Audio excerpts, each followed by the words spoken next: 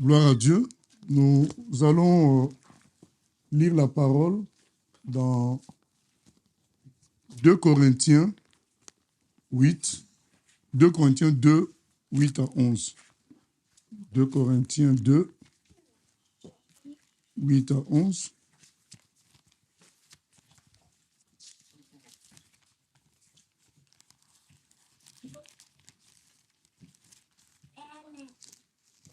Il est écrit ceci. Je vous exhorte donc à faire acte de charité envers lui, car je vous ai écrit aussi dans le but de connaître en vous mettant à l'épreuve, si vous êtes obéissant en toutes choses. Or, à qui vous pardonnez, je pardonne aussi. Et ce que j'ai pardonné, si j'ai pardonné quelque chose, c'est à cause de vous en présence de Christ, afin de ne pas laisser à Satan l'avantage sur nous, car nous n'ignorons pas ses desseins. Donc l'apôtre dit, je vous demande de faire preuve d'indulgence envers cette personne-là et que vous pardonniez. Et moi-même aussi, je pardonne, puisque je ne veux pas laisser de l'avantage à Satan dans nos vies. Je vais parler d'un terme qu'on utilise dans le milieu chrétien, qu'on appelle les portes ouvertes. On dit souvent le terme porte ouverte, qui n'est pas clairement écrit dans la Bible, ce terme-là. Mais qu'est-ce que ça veut dire quand on dit il ne faut pas ouvrir des portes à l'ennemi? Ça veut dire qu'il faut faire attention à des péchés que l'on peut minimiser ou des attitudes négatives qui sont en apparence négligeables, mais qui pourtant sont des failles qui peuvent donner l'avantage au diable, comme le frère Paul est en train de dire. On a l'impression que quelqu'un qui a fait du mal, bon, c'est un peu logique qu'on le déteste un peu. Or, ce n'est pas biblique. Mais ça paraît dans la logique humaine un peu normal que quelqu'un qui s'est mal comporté, quelqu'un qui a exagéré, ça paraît un peu logique que nous aussi, nous le détestions un tout petit peu, que nous soyons contre lui un peu. Sauf que, bibliquement, ce n'est pas bon. À partir du moment où, bibliquement, ce n'est pas bon, ça, c'est quelque chose qui ouvre les portes de nos vies au diable. Et on lui donne un certain avantage. Le frère Paul, il dit, je le fais. C'est bien de bien se comporter dans un esprit d'amour pour Dieu, dans un esprit d'amour pour tous les autres. Mais il y a un côté aussi combat, un côté stratégique qui veut qu'on se comporte bien aussi pour se prémunir des pièges du diable. Ça fait partie de notre vie. Nous devons bien nous comporter en tout moment, en ressemblance à Christ.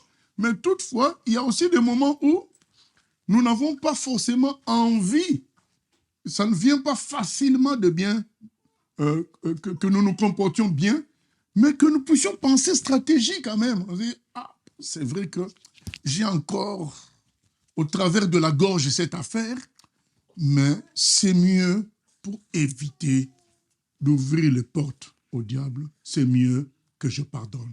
C'est mieux que j'aime la personne, c'est mieux que je lui fasse du bien. C'est pas forcément l'envie de faire du bien qui vient en premier, c'est le côté stratégie. Nous sommes quand même dans un combat contre les forces des ténèbres.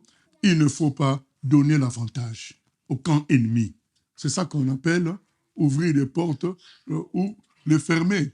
C'est-à-dire que éviter les comportements négatifs, les péchés qui paraissent petits, qui paraissent puisque bibliquement, il n'y a pas de petits péchés. Dans Jacques chapitre 2, c'est écrit que lorsque nous péchons, par rapport à un péché, c'est comme si nous avons péché par rapport à tous les autres péchés. C'est écrit dans Jacques 2. Donc, l'histoire de petits péchés qui nous poussent à relativiser, qui nous poussent à négliger, d'ouvrir, de fermer les portes au diable, c'est très dangereux.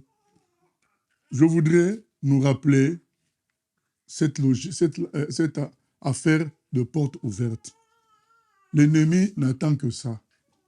Il va vouloir nous provoquer pour nous rendre faibles et en quelque sorte l'autoriser à agir sur nos vies en fonction des attitudes négatives, des péchés que nous commettons. Mais des péchés que nous estimons petits et que bon, ça peut passer quoi. Or, dans le monde spirituel, ça ne passe pas forcément. Ce sont des réalités. C'est comme si quelqu'un dit, je veux faire une faute dans le sport et on ne va pas siffler. Non. Dans l'arbitre, il est intransigeant. Une faute sera sifflée. Voilà. Et certains se disent, ben, je vais me comporter, je me laisse aller, c'est pas grave, il mérite cela, il est méchant, je me laisse aller, c'est pas grave, ce n'est qu'un film, même s'il y a des mauvaises scènes, bon, ça ira. Moi, je ne regarde ça pas pour ça, je regarde ça pour autre chose, pour voir le côté enquête. Mais dans le côté, à côté du côté enquête, dans le film, il y a des scènes mauvaises qui polluent la maison, qui polluent les pensées, mais on se dit, ben, c'est pas grave. Et c'est dans ces pas graves-là qu'on accumule, qu'on ouvre finalement des portes au diable. C'est ça la réalité. C'est-à-dire que c'est des comportements, des attitudes négatives qu'on accumule qui finissent par conduire à commettre des péchés plus graves. Ça a commencé par la jalousie, ça peut finir par le meurtre. Nous connaissons cette affaire avec Caïn et Abel. Ça commence par la jalousie, ça finit par le meurtre, qui est quelque chose de grave. Mais la jalousie, parfois, ça peut passer en 30 minutes. Mais quand nous négligeons, nous laissons, en quelque sorte, comme on dit dans le milieu chrétien, nous ouvrons la porte au diable, il entre, il travaille tranquillement, de la jalousie, il nous amène au meurtre. Voilà ce qui se passe. Donc il y a deux processus. Il y a le processus de tic au tac où nous ouvrons la porte, le diable l'utilise et fait quelque chose de mauvais, et ça nous réveille, nous prenons conscience, nous revenons à la vérité, nous revenons à la volonté de Dieu, mais il y a d'autres attitudes où nous ouvrons une petite porte, nous ne nous repentons pas, nous continuons à l'ouvrir, de plus en plus de démons entrent dans nos vies, agissent, et quelque temps, beaucoup plus de temps plus tard, nous faisons quelque chose de très très grave. Voilà, c'est ça qui est encore très dangereux, où petit à petit, dans une négligence, nous finissons par faire quelque chose de grave, dans une négligence qui n'est pas suivie de repentance, au fait, dans des péchés que nous commettons, dont nous ne nous repentons pas, eh bien, qu'est-ce qui se passe? Ben, ils s'installent. Il y a le cas où ça se passe directement, ce qui nous réveille, puisqu'on a ouvert une porte par la colère. Après, ça nous a poussé nous-mêmes à mal parler, et nous nous rendons compte finalement que nous nous sommes mal exprimés, nous nous ressaisissons, nous baissons dans la colère, nous nous repentons, nous arrangeons la situation. Mais il y a des cas où nous négligeons une fois de nous repentir, deux fois de nous repentir, et là, nous avons laissé toute la maison au diable, au fait, quoi. Fais ce que tu veux. Le problème, c'est que dans le fait ce que tu veux, là, lui va nous amener vraiment loin dans le mal, comme ce fut le cas pour notre grand roi David. C'est quelqu'un qui était agréable à Dieu, mais quand il a commis le péché d'adultère, par la petite porte, tout commence par la négligence dans le ministère. David avait le ministère de faire la guerre. Il avait reçu l'onction pour protéger son peuple. Mais il y a la guerre, là, il joue au roi, il reste chez lui. C'est cette petite porte-là qu'il ouvre. Mais cette petite porte conduit à l'adultère. Maintenant, au lieu de se repentir en ce moment-là, il veut cacher. Ça conduit à quoi? Au meurtre. Vous voyez? Donc on passe à quelque chose de très grave. Parce que tout a commencé par une porte ouverte de ne pas agir selon l'appel que Dieu t'a donné. Donc les portes, ce n'est pas seulement les péchés, ça peut être juste une attitude qui n'est pas conforme à ce que Dieu attend de toi. Dieu t'a appelé à quelque chose, mais tu résistes. En résistant, tu t'affaiblis parce que tu n'as pas toute l'onction divine qui avait été réservée pour toi. C'est ce qui s'est passé pour David. En n'allant pas en guerre, et il n'était plus dans la puissance qui le soutenait dans les guerres. Donc, et face à maintenant une petite guerre liée à une femme, il tombe. Mais que ça s'arrête là? Non. Ça finit par lui faire commettre un meurtre. Et à partir de cela, ça crée des problèmes. Je dis que ces portes ouvertes finissent par produire des graves problèmes parfois, ou bien des graves péchés plus tard, puisque après le grave péché de meurtre, il y a le péché de négligence finalement dans sa famille. David n'avait plus beaucoup d'autorité pour redresser ses enfants. Et ça créait un viol dans sa famille entre frères, et puis un meurtre encore dans sa famille entre frères. Et vous voyez tout ce que cette porte ouverte a entraîné. Donc ce sont les deux phases. Il y a les portes ouvertes qui nous poussent à faire quelque chose de mal rapidement, et ça nous aide, entre guillemets, à nous ressaisir. Mais il y a des choses, quand il n'y a pas la repentance, ça ne fait que laisser du terrain au diable d'agir, de créer la haine, de créer la haine, le meurtre dans le cœur, et ça va très loin. Un jour, il va en sortir quelque chose de très grave, ou un péché grave, ou un comportement encore plus grave, qui détruit fortement. Voilà. Je voudrais attirer notre attention sur le fait que ces portes ouvertes, nous n'en parlons pas pour les païens, puisque eux, ils sont souvent entraînés par ces portes ouvertes facilement. Mais nous en parlons par rapport à nous, les enfants de Dieu, qui sommes en guerre. Nous sommes en guerre. L'apôtre Paul dit, ne lui donnons pas l'avantage. Donc tu as beau avoir ton onction de prédicateur, ton onction de chantre, ton onction de prophétique, mais si tu donnes l'avantage au diable, tu lui as donné l'avantage, ça existe. Dans Jean 14, 30, Jésus dit quoi? Jean 14, 30.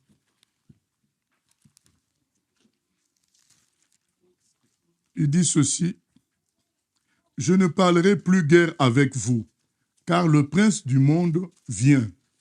Il n'a rien en moi. » Le prince du monde vient, mais il n'a rien en moi. Même Jésus faisait attention parce qu'il connaissait ces choses-là. Il savait que si le diable avait une porte dans sa vie, ça donnerait l'avantage au diable. Il dit, il n'a rien. Le chrétien doit se comporter comme Jésus, doit faire en sorte que le diable n'ait rien.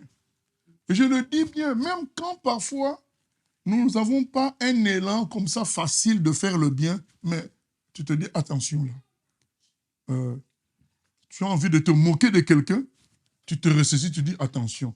Là, je risque d'ouvrir une porte au diable. L'envie est là de faire le mal, de se moquer de quelqu'un.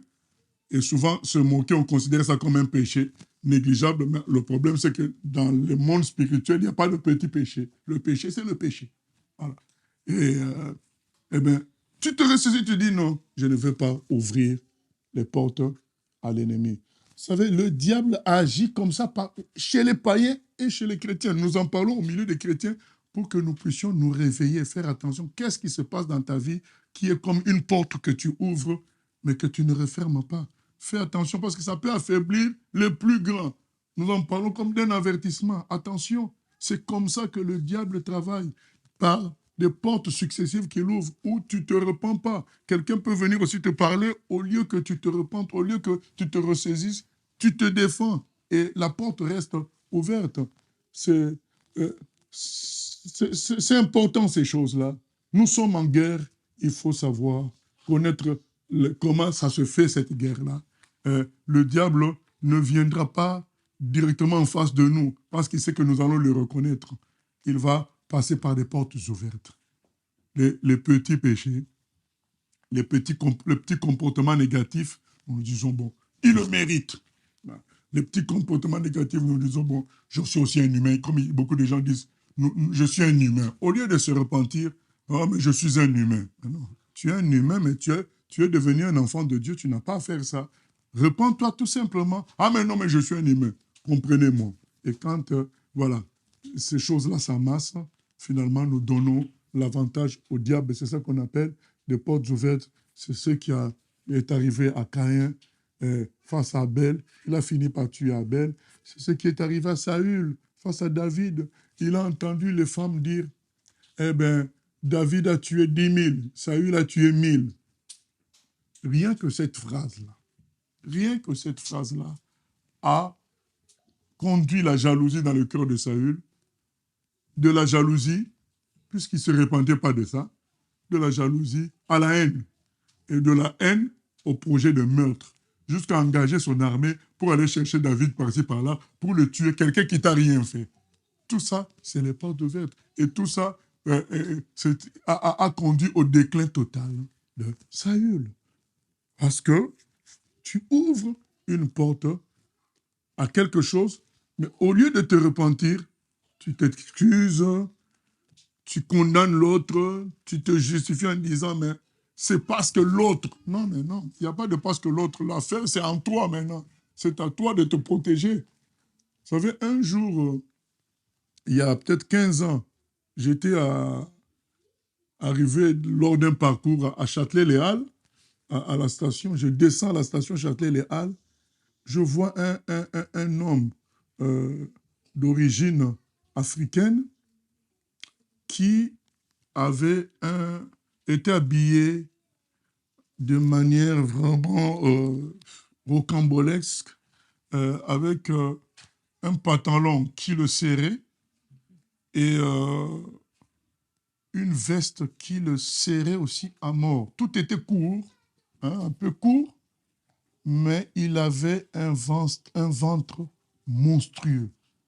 C'était vraiment un gros ballon et tellement le ventre était gros, son dos s'était creusé vers l'avant, tellement son ventre était gros. Et dès que je l'ai vu, j'ai eu envie de me moquer. Le Saint-Esprit m'a saisi à l'instant même pour dire, c'est un magicien qui fait ça exprès pour que les gens l'injurient, se moquent de lui pour qu'il les envoûte. Le Saint-Esprit m'a dit ça à l'instant même. Je me suis arrêté net. Et quand je l'ai mieux regardé, j'ai saisi, j'ai compris cela. Il était en train de faire des marches, des allées et venues. Au fait, tout le monde pouvait le voir, se moquer de lui, l'injurer, parce que qu'il ait un gros ventre, d'accord, mais il pouvait mettre un vêtement ample. Non, tout était serré au point que la veste paraissait craquer. Il avait une façon de marcher qui le faisait comme s'il montait, quoi. Quand il marchait, vous aviez l'impression qu'il montait, tellement le ventre était gros, et ça donnait envie directement de rigoler ou de l'insulter, hein, même de l'insulter. Il dit, mais qu'est-ce qu'il fait là? Qu'est-ce qu'il fait comme ça? Et j'ai été bloqué. C'est un magicien, il fait cela pour envoûter les gens. Quand les gens vont se moquer de lui, quand les gens vont l'injurier, ils ouvrent des portes. Ils lui donnent le droit maintenant d'entrer en eux pour les détruire d'une manière ou d'une autre. Nous ne connaissons pas le monde, le deuxième monde, comment ça fonctionne à 100%, mais il va en retirer certaines choses dans les gens qui se moquent de lui. Il va agir sur leur vie et en retirer des choses. Nous ne savons pas, mais j'ai été bloqué net. C'est vraiment la stratégie du diable. Quand le frère Paul en parle là dans 2 Corinthiens 2, il connaissait la stratégie du diable. Il passe comme ça, il dit, mais ne lui laissons pas l'avantage. Parce que si nous commençons à haïr un frère parce qu'il a fait une erreur, à critiquer un frère parce qu'il s'est mal comporté, nous ouvrons des portes, nous donnons l'avantage au diable. Le manque de pardon surtout, nous avons l'habitude de penser que c'est pas grave. C'est en nous, quoi. Pourquoi nous avons l'habitude de penser ainsi? Parce que nous nous disons que c'est lui qui s'est mal comporté. Sauf que, c'est écrit clairement dans Marc 11, 25, si vous ne pardonnez pas, moi non plus, je ne vais pas vous pardonner. Donc, c'est quelque chose, le problème du pardon, c'est quelque chose de facile qui nous attrape. Parce qu'on a à l'esprit le mal qu'a fait l'autre. Et du coup, ça nous donne comme une facilité de ne pas pardonner. Mais les Écritures sont claires. Si vous ne pardonnez pas, vous non plus, vous n'êtes pas pardonné. C'est ce que Paul est en train de leur rappeler. Moi aussi, j'ai pardonné. Paul dit, pardonnez, moi aussi, j'ai pardonné. Il faut pas qu'on laisse l'avantage au diable. Beaucoup de péchés comme ça, impolitesse vis-à-vis des parents, impolitesse vis-à-vis des aînés, attitude arrogante vis-à-vis des autorités, Donc, il y a beaucoup de choses qu'on néglige, dont on néglige la repentance, sous prétexte que l'autre aussi s'est mal comporté, sauf que ce n'est écrit nulle part que lorsque nous rendons le mal par le mal, ce n'est plus une faute. Ce n'est écrit nulle part. Rendre le mal par le mal est une faute. Faire le mal pour réagir au mal demeure une faute. Ce n'est pas biblique. Donc du coup, facilement nous tombons dans ces, entre guillemets, petits péchés qui finalement ouvrent la porte à des graves péchés. Nous ne nous en repentons pas. Tu as regardé quelqu'un avec convoitise, soit à cause de sa beauté, soit à cause de ses richesses ou de ses vêtements. Tu ne te repens pas de ça. Ou tu attends 5 jours pour te repentir le dimanche. C'est des erreurs qui ouvrent des portes au diable. Et il travaille pendant 5 jours. Pendant 5 jours, tu ne t'es pas repenti. C'est bien aimé. Tu as regardé quelque chose avec convoitise. Repens-toi. Dès que tu t'en rends compte, tu te repens, ne te dis pas « Oh, les yeux ont vu quoi, c'est pas grave. » Non, le cerveau aussi a réagi. C'est pas seulement les yeux qui ont vu. Du moment que tu es conscient que ton cerveau a réagi, repens-toi. Bien aimé, ne négligeons rien. Excès de table, repens-toi de ça. Tu sais bien que tu n'as plus de respiration après avoir mangé, repens-toi. Donc il y a un problème. Ne dis pas, bon, je juste un peu. Non, tu n'es plus bien. Voilà, repens-toi. Et toutes ces choses, bien aimées, donc nous négligeons, nous disons, bah, bon, ça passe quoi. Ça ne passe pas, ça ne passe pas. Ça ne passe pas. Parce que nous sommes dans le monde spirituel. Le monde est spirituel, ça ne passe pas. Une faute est une faute. C'est pas comme dans des matchs de football ou dans des matchs d'aujourd'hui, on peut corrompre les arbitres et tout ça, ils vont fermer les yeux. Là-bas, les yeux des esprits sont carrément ouverts. On appelle le diable l'accusateur de nos frères. Il a bien vu que tu as péché. Vous savez pourquoi il sait très bien que tu as péché? Parce que c'est son domaine. À chaque fois que tu pêches, ça sonne chez lui. Donc, il le sait très bien. Ce n'est pas parce qu'il a des yeux plus forts que ceux de Dieu. Pas du tout. C'est juste que c'est son domaine. Donc, quand tu touches au péché, lui, il y a un fil qui le prévient, puisque c'est relié à lui, le mal. Il sait et il va venir auprès du Père dit t'accuser. Et toi, si tu te repens, le Père va dire, oui, mais il s'est repenti, le sang de Jésus a effacé tes péchés. Il part penaud, il part décourager le diable. Mais quand il se trouve que le Père ne peut rien dire, toi tu ne t'es pas repenti, le diable, il va travailler. Il va travailler. Dieu ne peut rien faire parce que Dieu respecte ses propres règles. Mais quand nous nous repentons, nous fermons la porte. Nous sommes faibles, reconnaissons-le. Mais ce n'est pas une occasion pour négliger ce que nous appelons les petits péchés. Non, ce n'est pas une raison. Ce n'est pas une raison pour négliger ça. c'est pas bon. La colère exagérée qui nous pousse à mal réagir, c'est pas bon. Une peur anormale, ou malgré la lecture de la parole, tu continues à avoir peur. Reconnais qu'il y a un problème, demande pardon, Seigneur, Seigneur. Tu dis au Seigneur, je n'ai pas à avoir peur ainsi, parce que tu me rassures dans ta parole de toutes sortes de manières. C'est qu'en moi, il y a un problème. Je te demande pardon et règle-moi ce problème-là à moi. Mais non, nous continuons une vie de peur pour tout et pour rien. Nous avons peur de manquer ceci, nous avons peur de manquer cela. Nous ne pouvons plus donner aux gens, nous ne pouvons plus. Voilà. Finalement, notre vie se pourrit parce que nous ne nous repentons pas.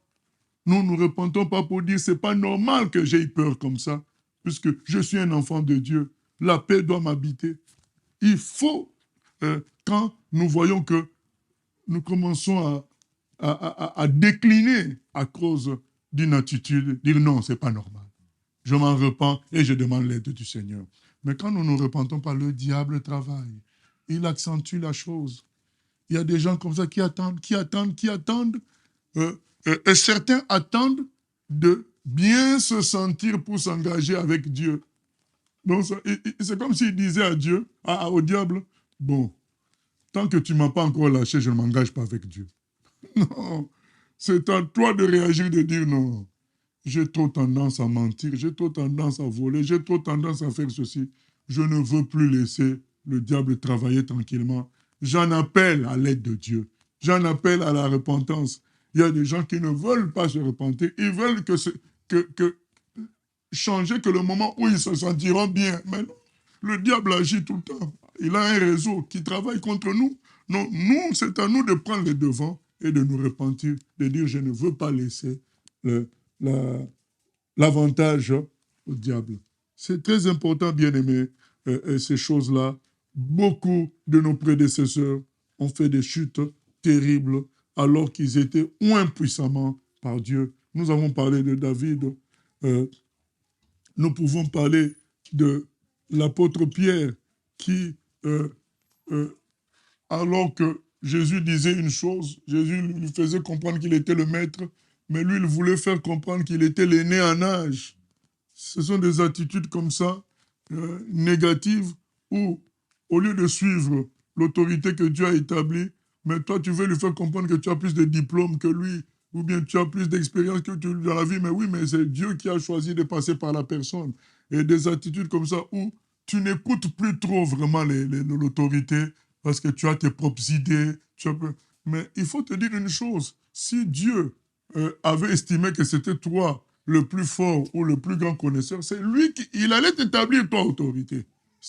S'il a jugé de mettre l'autre, il sait pourquoi, et c'est lui qui travaille avec l'autre, ce n'est pas lui-même. Non, et des attitudes, parfois des petites rébellions comme ça, dont on ne se répand pas, et puis un jour, on va voir la personne s'éloigner de l'œuvre de Dieu et se retrouver dans le fossé parce qu'il n'a pas voulu se repentir des petites rébellions face à son responsable d'équipe, face à ceci, face à son aîné spirituel. Il a trop de petites rébellions entassées, ça finit par un éloignement formidable et une fin terrible. C'est comme ça que beaucoup ont très très mal fini. Nous savons comment Judas a très très mal fini. Et il nous est dit de lui, dans l'évangile de Jean, qu'il piochait dans la caisse, il prenait de l'argent. Malhonnêtement, s'en était-il repenti? Non. Petit à petit, vous voyez que ça a fini par quoi? Il a voulu gagner beaucoup plus en vendant Jésus. Voilà. 30 pièces d'or. Parce que les petites pièces d'or qu'il volait, voilà, dont il ne se repentait pas, finalement, on conduit à un acte très grave, dont même Jésus dit que celui qui va faire ça, c'est fini pour lui, quoi. Donc, ça le conduit à la trahison très grave. Mais peut-être tout ça était lié à une fragilité par rapport à l'argent. Au lieu de s'en repentir, les gens vont vous dire, oui, mais on doit être raisonnable. C'est ça.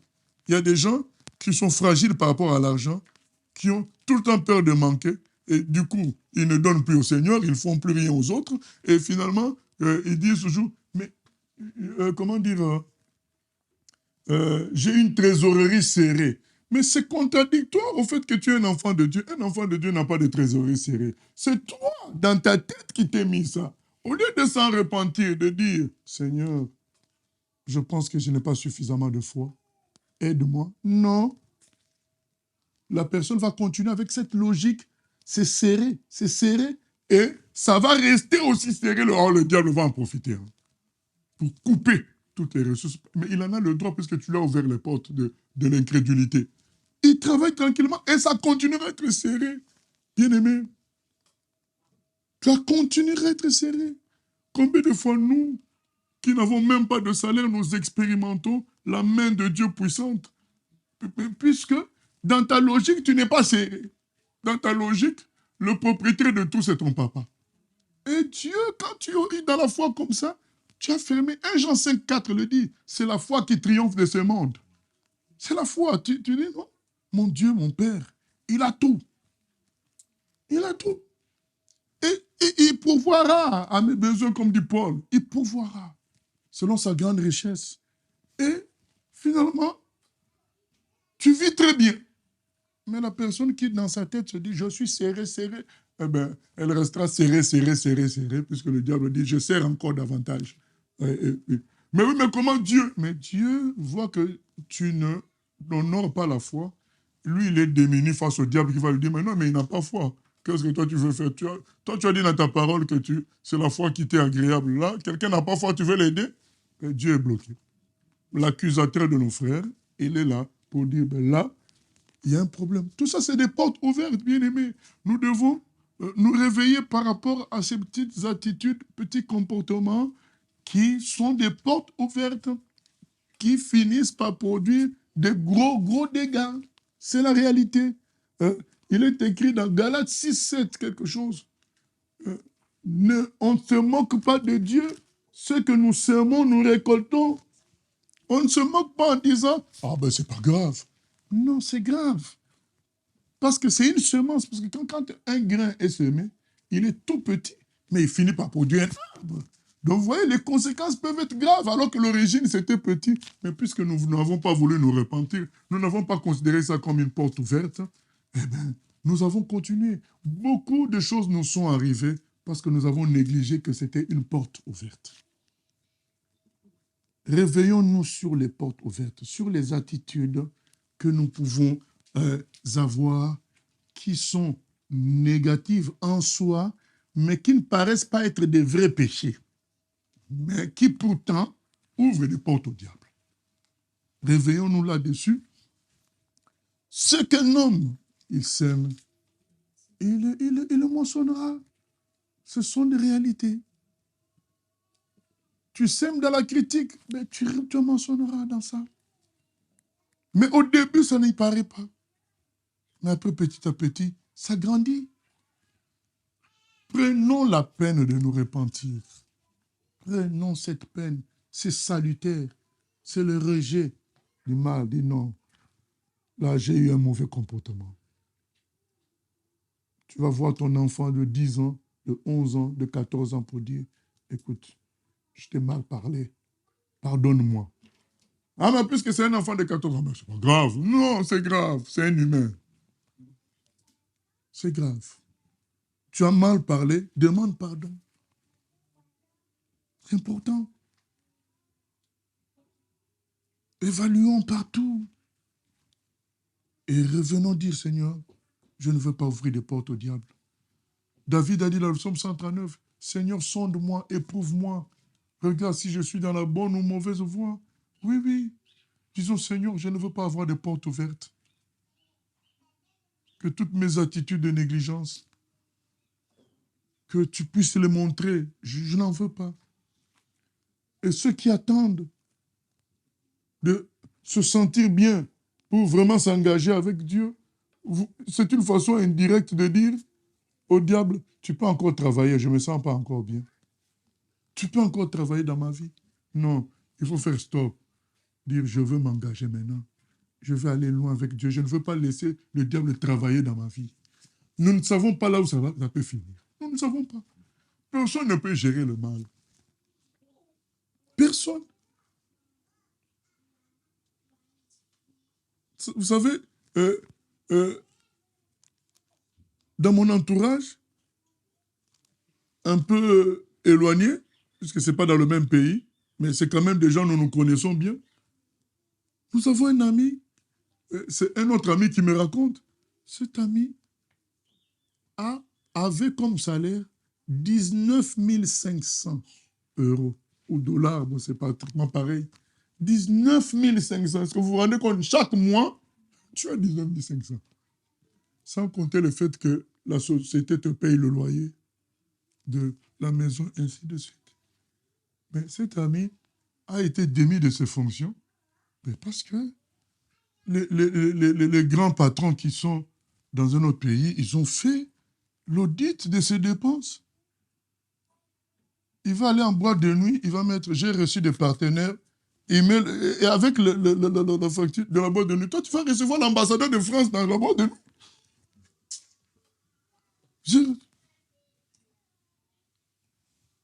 Il va prendre un billet, première classe, mais lui il met troisième classe, mais avec le prix de première classe.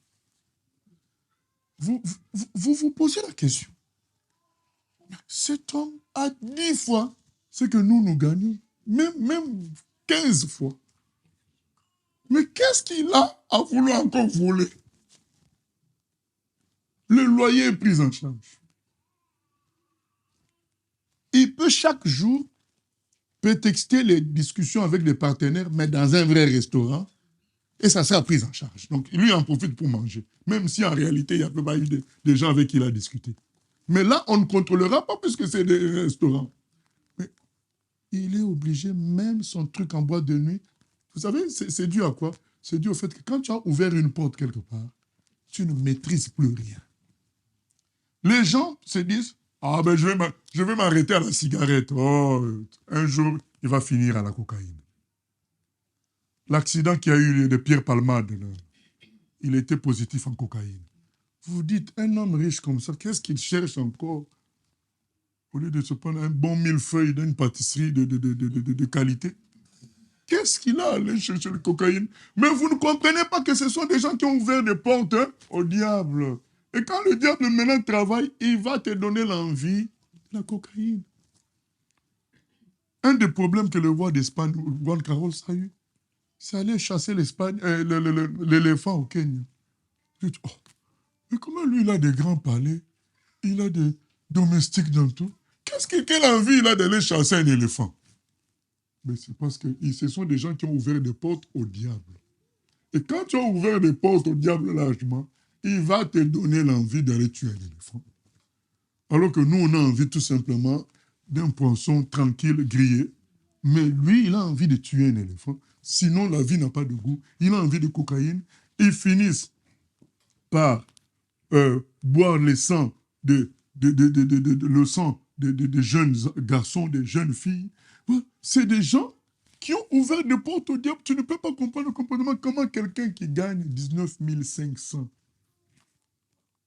est obligé de commencer à voler ceci. Comme Chirac, à une époque, il avait eu des problèmes parce que, alors qu'il était maire de Paris ou même président, j'ai oublié, mais qu'il avait pris des billets d'avion sans payer. Vous dites, mais est-ce que j'entends bien ce que j'entends là, aux infos? Oui. Vous dites, mais un billet d'avion, mais quelqu'un pourrait lui acheter quoi? Mais quand quelqu'un a déjà ouvert le porte au diable, il peut commencer à voler un gâteau alors qu'il est président de la République. Ce qu'ils veulent. On ne gère pas le mal pour dire je m'arrêterai seulement à la cigarette. Je m'arrêterai seulement aux cheveux. Oh, tu vas arriver aux ongles. Eh bien, je m'arrêterai seulement à la peau. Tu vas arriver à vouloir faire la chirurgie esthétique de ton cœur. Ça va toujours aller loin. On ne gère pas le mal. Si tu lui ouvres la porte, eh bien, nous ne savons pas là où ça va se terminer. Autant arrêter quand ça entre. Le problème arrive, tu te repens. Tu dis non, je ne veux pas laisser les portes ouvertes. Autant aller avec le Seigneur à fond, dès maintenant, au lieu de dire j'attends encore un peu. Mais j'attends encore un peu, c'est une façon de dire le diable peut agir encore. Nous nous souvenons, il y a 15 ans, j'étais encore, je crois, dans la région parisienne, il y avait un orchestre chrétien qui s'appelait, ils avaient un cri qui s'appelait Bombe Céleste. Donc, dans leur chant, à un moment, ils disaient, nous allons envoyer la bombe céleste à Satan et à ses démons. Ils faisaient ce cri-là dans leur musique. Et ils ont fait un concert à Londres. Ils ont fait ces cris-là d'une manière répétitive. Et à la pause, ils disent, nous prenons une pause, nous laissons les démons se reposer. Et quand nous allons revenir, ils vont entendre la bombe céleste. Eh bien, quand ils sont revenus, dès qu'ils ont pris le micro, ils sont tous tombés par terre, boum, en train d'écumer. Ils ont confessé eux-mêmes qu'ils allaient laisser le temps aux démons de se reposer, de reprendre des forces. Ah bon? Ah, d'accord. Et c'est ce qui s'est passé, bien-aimés. On ne laisse pas le temps au diable, comme le frère Paul vient de le dire. Ne lui laissons pas l'avantage. Comme notre Seigneur Jésus vient de le dire dans Jean 14, 30. Il n'a rien à moi. Bien-aimés, saisissons ces choses-là. Ça nous donnera un long parcours jusqu'au bout avec Dieu et on terminera. Si on néglige les histoires de portes, on finira en chemin. Le diable nous arrêtera un jour. Voilà. Si nous voulons achever notre course, faisons attention aux portes qui peuvent s'ouvrir. Ayons le réflexe de nous repentir quand nous constatons que nous avons péché. Que Dieu nous aide au nom de Jésus. Seigneur, nous venons prier que tu nous aides à prendre conscience des portes ouvertes, de cette réalité qui peut détruire nos vies, soit brutalement, soit progressivement. Nous voulons être attentifs à tous ces petits comportements, ces petites colères qui nous amènent à avoir de mauvaises pensées contre les uns les autres, que nous puissions nous en repentir de ces, entre guillemets, petits écarts qui finissent par nous éloigner fortement de l'objectif par la séduction et le mensonge du diable. Seigneur, aide-nous à nous ressaisir. Merci pour ta parole. À toi la gloire, la louange, au siècle des siècles. Au nom de Jésus. Amen. Que Dieu nous bénisse.